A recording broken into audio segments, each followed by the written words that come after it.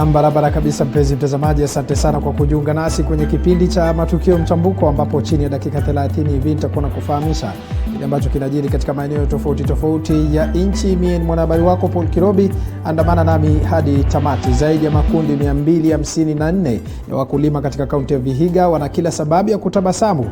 Hii ni baada ya kupokea hundi ya shilingi milioni 89 kutoka kwa serikali ya kaunti ya Vihiga kwa minajili ya kukuza mazao yao wakati huu mgumu ambao uchumi umeathirika kutokana na janga la corona. Mradi huo ambao unafadhiliwa na Benki Kuu unalenga kukuza kilimo biashara mashinani maarufu kama NARIG. Unatarajiwa kuboresha ufugaji wa ng'ombe wa maziwa, kuku, ukulima wa ndizi na mboga za kiasili.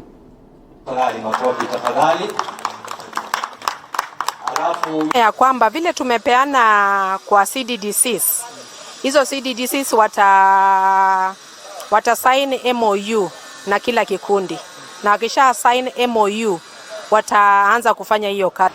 Na mkipata hizo pesa vile waziri amesema, ninyi wenyewe ndio mna decide mnataka nini. Unaambiwa nendeni mkanunue, wenyewe mnajiendeleza. Hii nataka kuhimiza watu wetu wa Vihiga, bado sisi kama serikali hatujaridhika kwamba mnataka kutumia hii pesa. Mwaka huu wa serikali ambao unaisha kesho kutwa, tulipatiwa ama tuko na kwa mfuko wa project tulipatiwa 524 million ambao tulitakiwa tumalize, tutumie hiyo pesa kwa mwezi huu. Mwaka huu tunamaliza Alhamisi, lakini mpaka sasa, mpaka wa leo tutakuwa tumetumia 198 million. So mnaona kwamba bado tuko na pesa. Bila shaka mtazamaji, itafahamika kwamba mpango huo wa NARIG haujaanza jana, ulianza mwaka wa 2018 kama sijakosea, wakati huo nilipokuwa katika kaunti ya Murang'a. Kwingineko ni kwamba wabunge kadhaa wanaripotiwa kuwa na virusi vya corona. Hata hivyo, majina ya wabunge hao yangali kutolewa kwa umma licha ya kuwa wengine wao bado wanaendelea na mikutano ya kisiasa. Hali hii ikihatarisha maisha ya Wakenya katika mikutano hiyo. Zainab Mohamed na maelezo zaidi.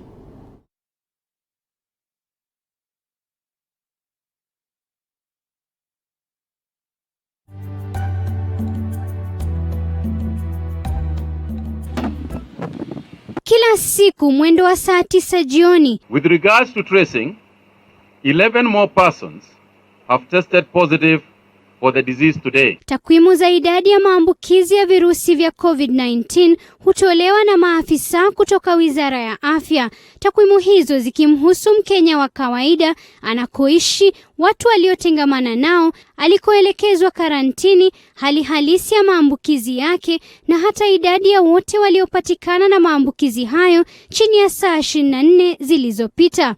Today we have 120 people who have tested positive for COVID-19.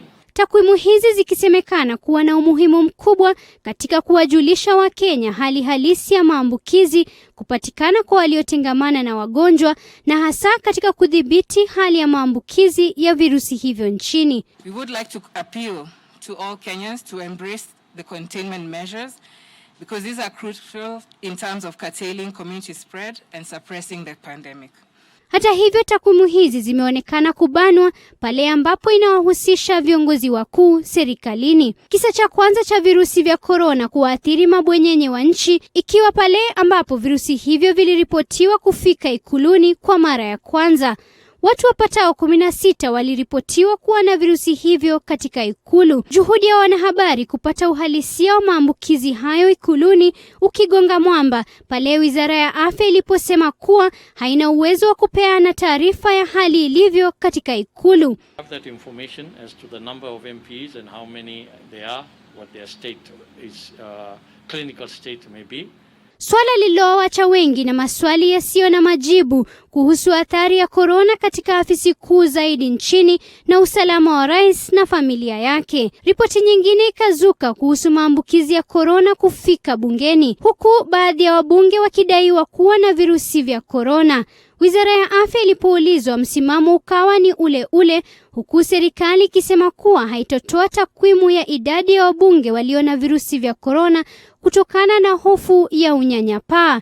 Hata mkurugenzi mkuu wa afya umma Daktari Francis Kuria akisema kuwa takwimu hizo hazitowasaidia Wakenya katika kujikinga na virusi vya korona. I do not know why it is important to know how many parliamentarians have tested positive. Because in the way of fighting stigma, it is not important that we know how many bishops have turned positive, how many judges have turned positive. We have urged again and again individual responsibility. The numbers of parliamentarians who have done positive is not going to help you not turn positive. Hawa wakiwa ni viongozi ambao wamekuwa wakiandaa mikutano ya kisiasa katika maeneo tofauti nchini. Mfano, siku ya Jumamosi, gavana wa Kakamega Wycliffe Oparanya na waziri Eugene Wamalwa wakiwa na kikao na wazee kutoka kaunti ya Kakamega, kikao cha wazee waliodaiwa kukusanywa kuelezwa kuhusu COVID-19.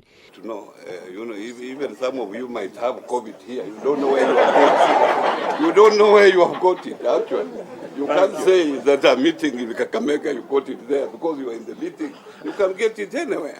Kwa sasa COVID-19 imesalia kuonekana kuwa ugonjwa unaoathiri Mkenya wa kawaida wala sio viongozi. Zainab Mohamed, TV47. Naam, asante sana mwanahabari wetu Zainab Mohamed kwa taarifa hiyo. Wanasema waheshimiwa na korona. Tukiachana na hayo, kwingineko ni kwamba kaunti 37 zinakumbwa na migogoro ya mipaka. Baadhi ya kaunti hizo ni Kiambu, Murang'a, Taita Taveta, Makueni na Kwale. Haya yaliwekwa wazi na mwenyekiti wa baraza la magavana Wycliffe Oparanya katika hafla ya uteuzi wa wanachama wa kamati ya kiufundi ya uhusiano baina ya serikali kuu na zile za kaunti. Kwa upande mwingine, waziri wa ugatuzi Eugene Wamalwa katika hafla hiyo amewataka wanachama hao kujikaza kutatua migogoro serikalini. Katika hafla ya uzinduzi wa uteuzi wa kamati ya kiufundi ya uhusiano wa serikali kuu na serikali za kaunti IGRTC, imebainika kuwa kaunti 37 zinakumbwa na migogoro ya mipaka. 37 out of the 47 county governments have boundary disputes. As a body mandated to resolve disputes that come between governments, we hope that during your time in office, you will manage to find solutions to these disputes. Baadhi ya kaunti hizo ni Makueni, Kwale, Taita Taveta, Kiambu na Murang'a wakizozania kipande cha ardhi ambacho kampuni ya Del Monte imepanda mananasi. Nandi, Kericho, kaunti ya Kisumu na Vihiga ambapo Vihiga inadai chuo cha Maseno kimejengwa kwenye ardhi yake. Gavana Oparanya aliongeza kuwa baadhi ya huduma ambazo zinatarajiwa kugatuliwa kama uvuvi na michezo hazijapata mgao wa fedha kutoka kwa serikali kuu. The above functions have never received resources from the exchequer as they are yet to be transferred to county governments. We call upon you to expedite the process of transfer to allow for the function to be adequately financed and implemented.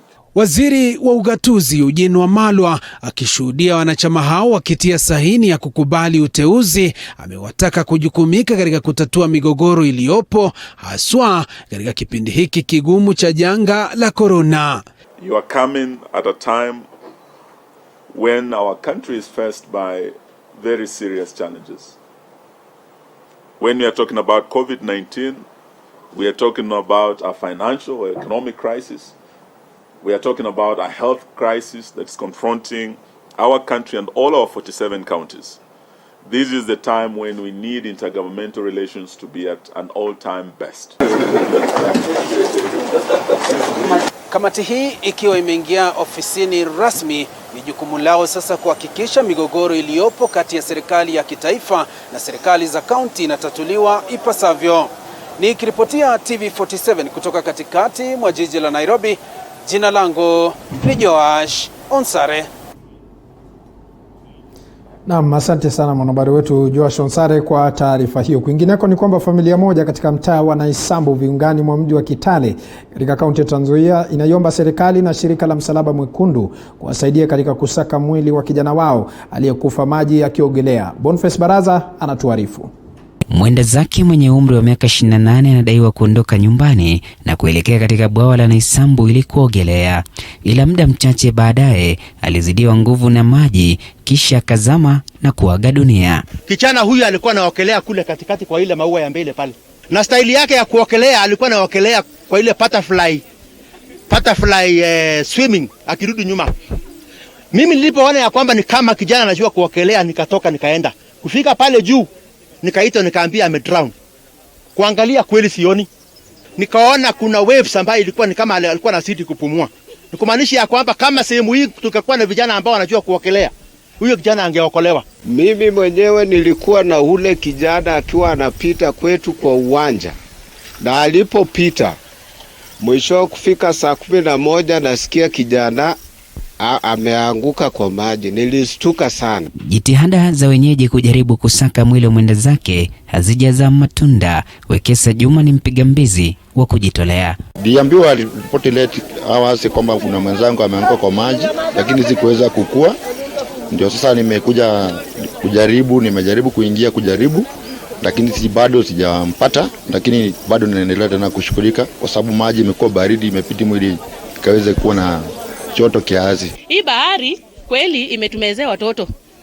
Watoto saizi hasa wakati huu wako nyumbani kwa sababu ya COVID-19. Kulingana na wenyeji, ipo haja ya kutoa mafunzo kwa wapiga mbizi kwa vijana wa maeneo hayo ili angalau kuokoa maisha ya wenyeji siku za usoni. Kwa hivyo tulikosa mtu katika sehemu hii.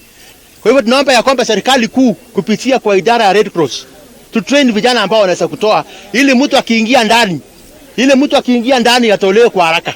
Hali kadhalika pametolewa wito wa kutundikwa ua la kuzuia shughuli ya upigaji mbizi katika bwawa hilo kwa vijana wenye umri mdogo ili kuzuia maafa zaidi ya kila mwaka. Ombi langu kwa serikali kuu na kwa serikali ya kaunti, kama ingewezekana tungeweka ua katika mto huu. Jambo la pili ni kwamba tungependa kuomba ya kwamba tu prohibit watu vijana kuogelea kama inawezekana, kwa sababu imeua watu wengi zaidi ya watu 5 every year. Boniface Barasa, TV47, kijiji cha Naisambu kwenye eneo bunge la Kiminini, kaunti ya Trans Nzoia.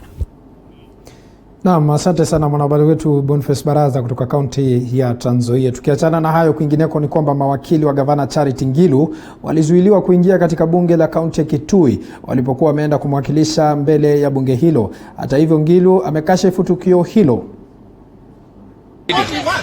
Ndivyo hali ilivyokuwa nje ya bunge la kaunti ya Kitui. Mawakili wa gavana Charity Ngilu wakizuiliwa kuingia bungeni na kufurushwa nje. Mawakili hawa walikuwa hapa kuwakilisha gavana Ngilu baada ya gavana Ngilu kutakiwa kufika mbele ya bunge hilo. Gavana wa Kitui Charity Ngilu alikosa kufika mbele ya bunge la kaunti binafsi ili kuhojiwa kuhusu madai yanayomkabili. Ngilu hata hivyo amekashifu hatua ya kufurushwa kwa mawakili wake, akidai kwamba bunge hilo lilikuwa limemwandikia afike bungeni au awakilishwe na mawakili wake. Kaunti ya Kitui ilimtaka gavana Ngilu kufika mbele ya bunge la kaunti ya Kitui. Nobody should mishandle advocates, and this is one of those cases in which we will be asking the Law Society of Kenya to take up, because advocates should never be mishandled, manhandled or assaulted in the way of duty or the course of duty. Mahakama ilikuwa imesitisha mjadala wa kumbandua gavana Ngilu, lakini wawakilishi wa wadi wanasisitiza bado watambandua gavana Ngilu. Motion have been moved.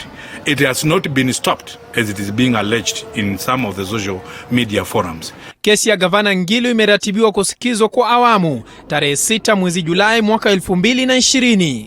Paul Kirobi, runinga ya TV47.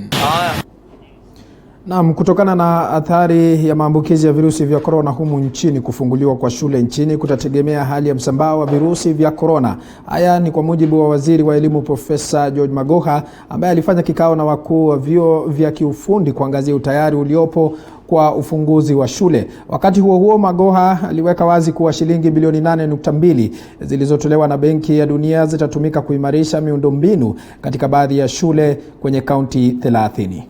Katika kikao na wakuu wa vyuo vya kiufundi, Waziri wa Elimu Profesa George Magoha alisema kuwa lengo kuu la serikali ni kuhakikisha kuwa kila taasisi ya mafunzo nchini ina maji ya kutosha, vifaa vya kupimia joto na cha muhimu zaidi, kuhakikisha kuwa taasisi hizo zinafuata agizo la kuweka umbali wa mita 1.5 miongoni mwa wanafunzi. We shall not open until the disease has stopped increasing and stabilized for 14 days. When it does like that, the health experts, together with ourselves, will go back to the president and tell him, what risk are we able to take? What risk is he able to take? For now, I do not think the president will be happy to open schools when we are still spiking. I'm not speaking for him, but the way I know he loves our children, to him, even one child getting dead that is avoidable is something that we are not going to deal with. Kadhalika, Magoha aliweka wazi kwamba shilingi bilioni 8.2 zilizotolewa na Benki ya Dunia zitatumika kuimarisha miundombinu ya shule katika kaunti 30 humu nchini kwa kujenga vyoo, mahabara na madarasa zaidi. The SECIP money, which is about 8.2 billion from the World Bank, I think they are opening tenders sometime this week, and we are going to accelerate. That is supposed to improve the infrastructure level in about 30 counties. Imebainika kuwa taasisi za kiufundi zina uwezo wa kushona barakoa na kutengeneza vieuzi kwa matumizi yao binafsi, huku vyuo hivyo vikitajwa kuwa miongoni mwa taasisi za mafunzo zitakazofunguliwa kwanza, kwani ni rahisi kuweka umbali wa mita 1.5 miongoni mwa wanafunzi, ikizingatiwa kuwa idadi yao si kubwa. So the government is not sitting down and waiting. We are doing everything possible to ensure that should the situation arise, whether it is only the candidates opening or whether we are opening for everybody, we shall be ready in the best capacity that we can. Haya yanajiri huku kongamano lililokuwa limeandaliwa chuoni Kabarak na taasisi ya kubuni mtaala nchini KICD ukisitishwa baada ya watu wawili kupatikana na virusi vya korona. Wengine 80 waliotangamana nao watasalia karantini kwa siku 14 zaidi. Andrin Kilemi, TV47.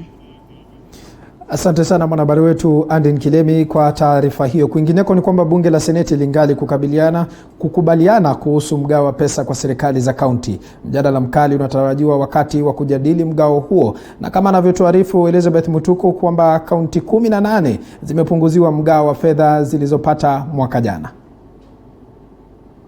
Sawa na mwaka jana ambapo kaunti zilisalia bila pesa kwa zaidi ya miezi 4. Mwaka huu huenda isiwe tofauti. Bunge la Senate lingali kuafikiana kuhusu mgao wa fedha kwa kaunti, huku Wizara ya Fedha ikiwa imepunguza mgao huo. Kaunti 18 zimepunguziwa mgao wao kwa fedha ikilinganishwa na mwaka jana.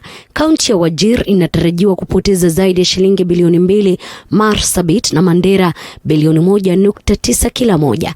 Kaunti hizo sawa na kaunti zingine 15 zikiwa miongoni mwa kaunti zilizopo katika hali ngumu. Tayari viongozi kutoka kaunti hizo wametishia kupinga mgao huo.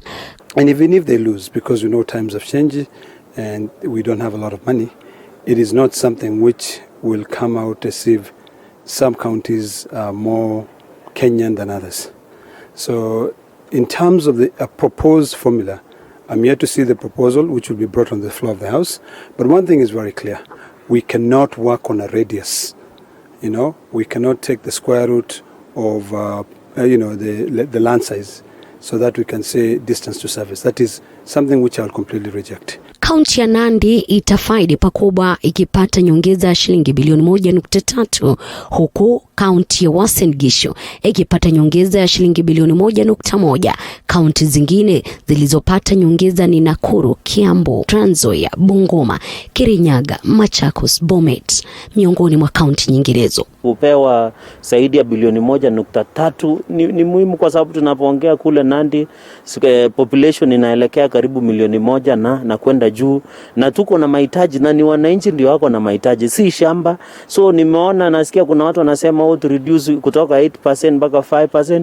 Mimi kesho katika bunge la Seneti tutakataa hiyo maneno. Tumekubaliana maseneta wote ambao wanatoka katika taifa letu la Kenya ambao wamekuwa na watu wengi. Kwa mfano hapa Kiambu tuko na watu zaidi ya mamilioni, hapa Nairobi na watu wanahitaji huduma, si kuweka kule mashamba. Na heshimu wale wenzetu ambao wanasema wako na mashamba kwa sababu watu wanaishi mbali, lakini lazima tuelewa kwamba huduma inaenda kwa watu na watu ndio wanahitaji huduma, si mambo ya land size. Maseneta wa kamati ya fedha wakishiriki mkao wa kusaka mwafaka hawakukubaliana, baadhi yao wakitishia huenda mapendekezo hayo yakatupiliwa mbali. Waziri wa fedha Ukuru Yatani anataka mgao wa kaunti kupunguzwa kwa bilioni 46 kwa kigezo kuwa ushuru umepungua kutokana na mkurupuko wa COVID-19. Tayari magavana wameapa kupinga kupunguzwa kwa pesa hizo. Elizabeth Mutuku, TV47 Nairobi. Na asante sana mwanahabari wetu Elizabeth Mutuku kwa taarifa hiyo. Kwingineko ni kwamba shughuli ya kumsaka msajili mpya wa vyama vya kisiasa pamoja na manaibu wake watatu iliyong'oa nanga hiyo jana, huku watu 10 wakihojiwa kujaza nafasi ya msajili mkuu. Nafasi ya msajili wa vyama vya kisiasa imekuwa ikishikiliwa na Anne Nderitu tangu Agosti mwaka 2018 japo kama kaimu. Elilogova na taarifa kamili. Afisi ya msajili wa vyama vya kisiasa ambayo ilibuniwa mwaka 2011 inatarajiwa kupata msajili mpya baada ya zoezi la kumtafuta anayeshikilia wadhifa huo kung'oa nanga mapema leo. Zoezi hilo aidha litajumuisha kuchaguliwa kwa manaibu wake watatu, shughuli ambayo inaendeshwa na tume ya PSC. Today we shall interview 10 candidates who are shortlisted for the position of registrar of political parties. We have 5 male and 5 female candidates.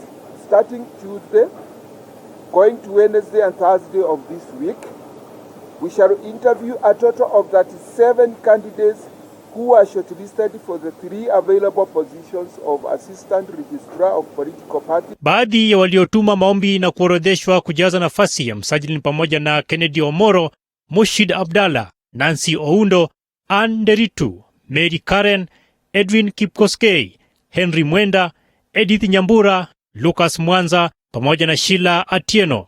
Kulingana na ibara ya 6 ya sheria za vyama vya kisiasa, tume ya huduma za umma PSC inahitajika kuwasilisha kwa rais majina ya watu watatu kujaza nafasi ya msajili mkuu pamoja na majina ya watu 9 kwa nafasi ya naibu wake.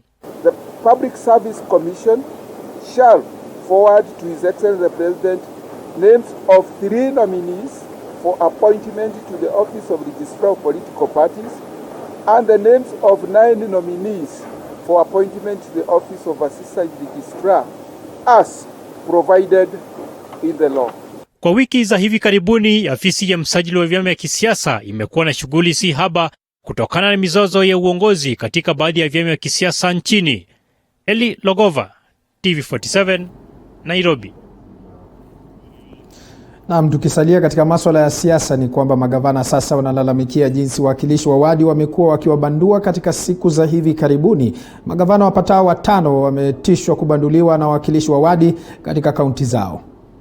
Wawili hao, gavana Oparanya na waziri wa ugatuzi Eugene Wamalwa, wamewashinikiza wawakilishi wa wadi kutowabandua magavana kiholela. Tayari magavana kadhaa wametishwa kubanduliwa na wawakilishi wa wadi. During this corona pandemic period, we are urging our assemblies to focus their energies, resources towards battling this enemy.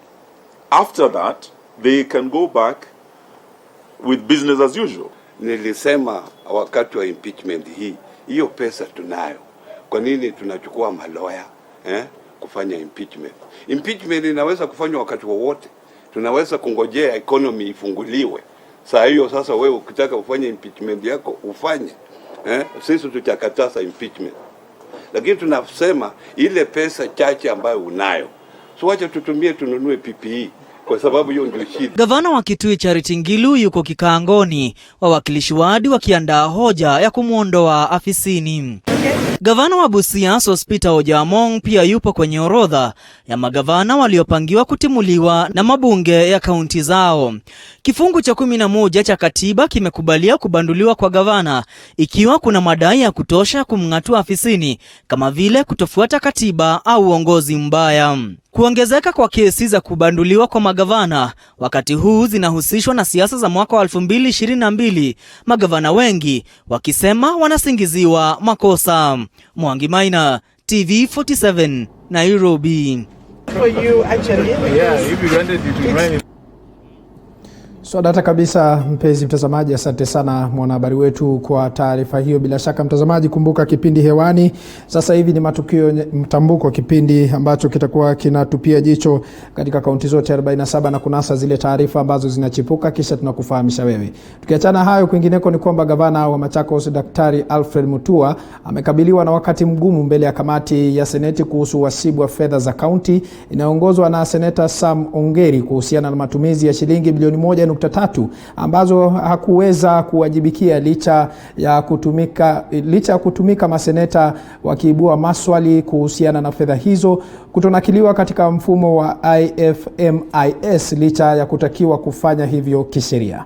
Why is it that the county is getting almost 1.4 billion in their financial statement which didn't go through this? Does it mean that this is what we generated on the ground and you did not submit to the county revenue fund? Or what is it? Why is it that you are getting more exchequer releases than IFMIS is capturing? Can we get a very clear answer from the governor on that? Can you maybe clarify or maybe tell this committee why is it that your staff, or rather you failed to do the reconciliation? Because the issue here which the auditors are raising, it's an issue of reconciliation. Yeah. The first issue is the issue of reconciliation between the figures and the challenges we have with IFMIS and the delays and the different figures that IFMIS gives. And I want to challenge and say that if today we got IFMIS to open up its system here for that date, you'll find that the figures balance. So it comes to the second issue, that is the issue of what the auditors picked at that particular time. According to my records here, which you have, you find that what they picked was actually the recurrent expenditure part, the 8 million, but they did not add the development expenditure, which if you add both, if you look at the columns, I wish I could show you what we have here from IFMIS. You add 7.0 to 3.0, is even the 8.7. At the end, when you add both of them, it comes to the stipulated 10 billion. It's only that they are presented differently. For us to say this budget has been lost here and here. Reason being, if you look at the academics that we have, we fed the correct budget initially. Eventually, when audit was being done after the end of the financial year, we got a different figure. And they can... Bila shaka mtazamaji, ndivyo magavana wanavyoendelea kutatizwa katika kaunti tofauti tofauti. Kufikia hapo mtazamaji, nafahamishwa kwamba muda wangu umekimbia sana hapa studioni na bila shaka sina la ziada, ila nitakuwa nakuatia hapo. Nimekuwa mtangazaji wako Paul Kirobi, na bila shaka hii ni awamu ya kwanza ya kipindi cha Matukio Mtambuko ambapo tumekuwa tukikujuza taarifa ambazo zinajiri katika maeneo tofauti tofauti ya nchi. Awamu ya pili nitakapotimia mwendo wa saa 5 kamili nitarejea hapa na kukufahamisha taarifa ambazo tayari tutakuwa tumeshapika. Kufikia hapo sina la ziada na kutakia mchana mwema. Shukrani za dhati kwa muda wako.